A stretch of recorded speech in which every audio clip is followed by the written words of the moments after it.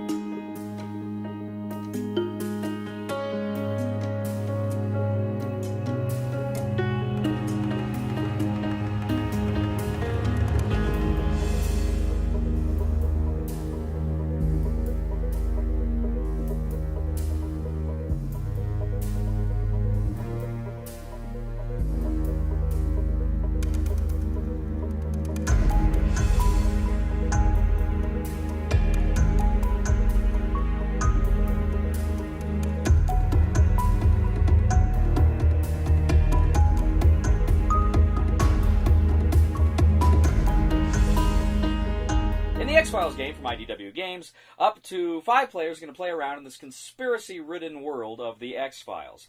Now, up to 4 players will play the role of FBI agents. There's Mulder, Scully, Skinner, and Krychek, and each have their own special abilities and unique characters that come along with them. One player will take on the role of the Smoking Man, representing the evil syndicate. Essentially, the game board is a map of the United States divided up into 4 regions: the Northeast, the Midwest, the West, and the South. Each region has a space for 1 X-File card. The South has 2. I guess the South is kind of kooky. Secessionists. At the beginning of the game, you're going to set out a number of X-Files on the board, and the FBI agents are going to travel there, and they're going to play cards and try to solve the various X-Files. The Smoking Man, he's got a little standy shield to kind of protect what he knows, and he is going to essentially try to thwart them and throw roadblocks in their way and traps in their way. At the same time, he is going to try to gather the evidence he needs for his plans.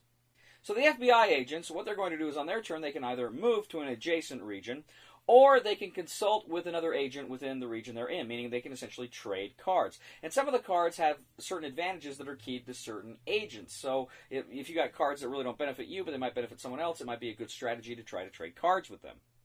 Next, you can plan or act. If you plan, you essentially just get 3 influence tokens. Now, these influence tokens, they're kind of a currency in the game. They're kind of ways, kind of items you're going to spend in order to use certain cards. So you always want kind of a healthy reserve of these if you're going to be able to play the cards. So sometimes you're going to have to sit tight and collect some of these influence tokens.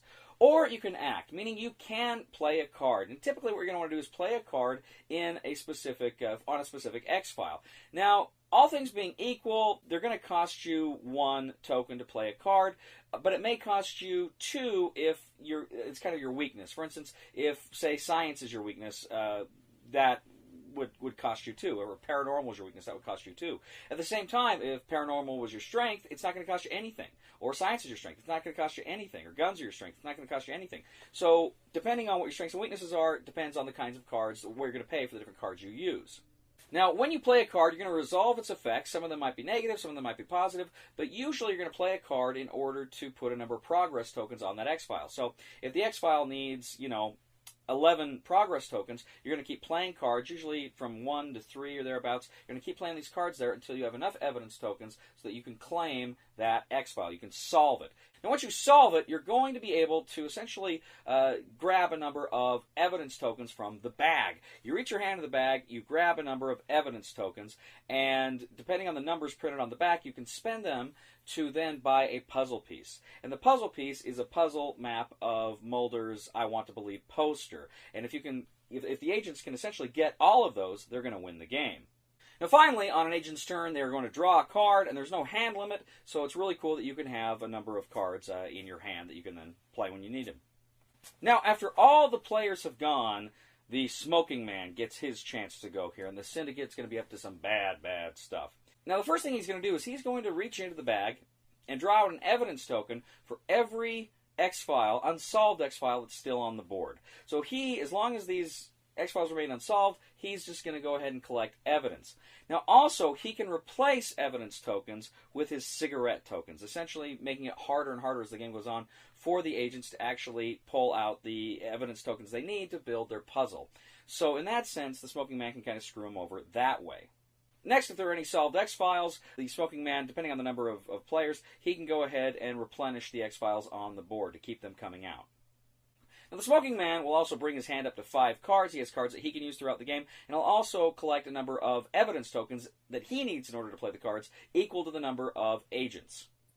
Next, he is going to play his cards onto the map. Essentially, what he's going to do is place cards and attach them to the X-Files. And these cards have certain abilities. They're traps for the agents. And so when the agents go to solve these X-Files, at any time during the agent's turn, the Smoking Man can activate one of these cards that's going to throw a roadblock into the investigation. And that's his way of kind of playing for time, delaying them, keeping those X-Files unsolved for as long as possible so that he can collect more evidence.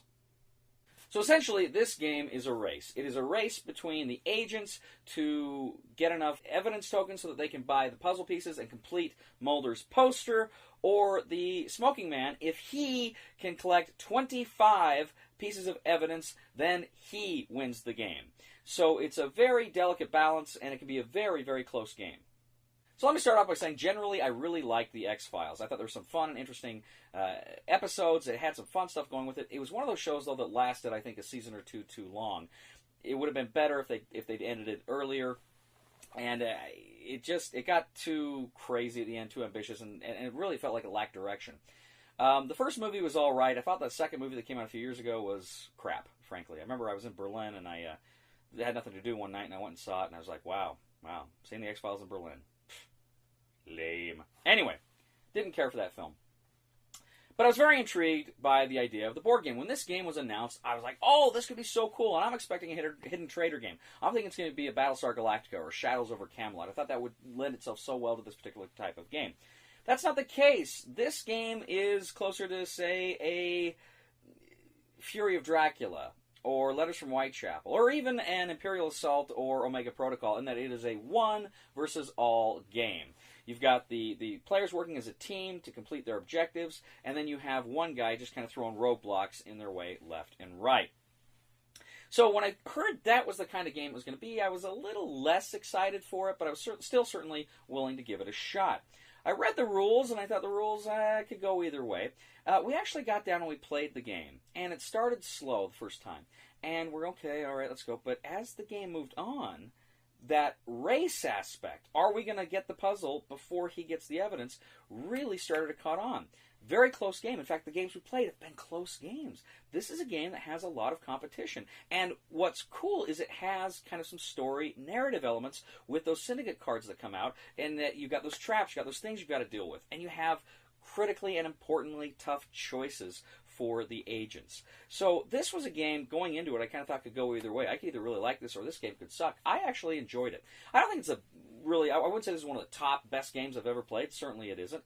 But for what it is, for the amount of time you put into it, 60 minutes to 90 minutes, this is a fun game. It holds your attention. And critically, if you like the X-Files, I think you'll really get a kick out of the X-Files game. The theme really comes through, and I really like some of the artwork that they added in there. I think that's a whole lot of fun as well. So the X-Files board game is a pretty good game, and the Discriminating Gamer is going to recommend it. Buy it. Thank you once again for joining us today on The Discriminating Gamer. As always, we ask you to please leave a comment here on YouTube, on Board Game Geek, on our Facebook page, or on thediscriminatinggamer.com. We ask you to please like us here on Facebook and subscribe to us on YouTube. We are The Discriminating Gamer, and I gotta tell you, I really wonder what happened to the A through W files.